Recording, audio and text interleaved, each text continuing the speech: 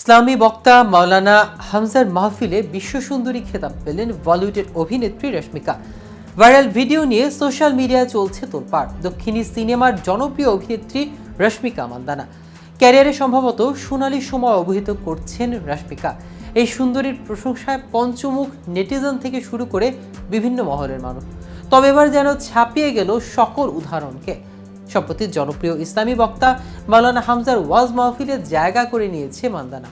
কেবল তাই নয়, রশ্মিকাকে বিশ্ব সুন্দরীর খেতাব দিয়েছেন হামজা। এরপর সোশ্যাল মিডিয়ায় শুরু হয়েছে তোলপাড়। কিন্তু নিজের মাহফিলে কেন রশ্মিকার প্রশংসা আনলেন হামজা? কোন প্রসঙ্গে তাকে বিশ্ব সুন্দরী হিসেবে উল্লেখ করেছেন তিনি, তাই নিয়ে বিস্তারিত থাকছে আজকের প্রতিবেদনের বাকি অংশে। কেটিভি ছবি চ্যানেল থেকে আপনাদের সাথে আছি আমি মাহমুদুর রহমান সিয়াম। পাশের দেশ ভারতের অভিনেত্রী রশ্মিকা মান্দানা। তবে দক্ষিণী সিনেমা দিয়ে তার উত্থান হলেও এখন বলিউডে অভিনয় করছেন তিনি। এই সময় তার ক্যারিয়ারের দারুণ সময় পার করছেন। এই মাসেই মুক্তি পেয়েছে রশ্মিকা অভিনীত বছরের ধামাকা ছবি পুষ্পা 2।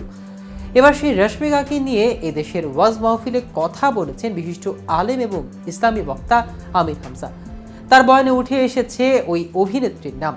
মূলত মহান রবের সৃষ্টির সৌন্দর্য বর্ণনা এবং তুলনামূলক আলোচনা করতে গিয়ে তিনি রশ্মিকাকে বিশ্বের অন্যতম সুন্দরী হিসেবে আখ্যা দিয়েছেন। অবশ্যই এক্ষেত্রে তিনি বিভিন্ন গণমাধ্যমকে রেফারেন্স হিসেবে উল্লেখ করেছেন। তবে আমির হামজার এমন আলোচনার মুহূর্তে ঝড় তুলেছে নেট দুনিয়ায়। এমনকি ভিডিওটি হয়েছে রীতিমতো ভাইরাল।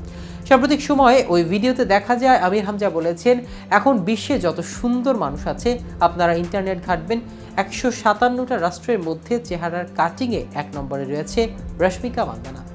নাম শুনেছেন? চেহারার কাটিংয়ে এখন 1 নম্বরে আছেন। এই মহিলার দিকে একটু আল্লাহর নাম নিয়ে তাকাবেন, দেখেন কি সুন্দর করে আল্লাহ তাকে বানিয়েছেন। এর চেয়ে শত গুণে সুন্দরী ছিল আমাদের আদি মাতা হাওয়া আলাইহিস সালাম।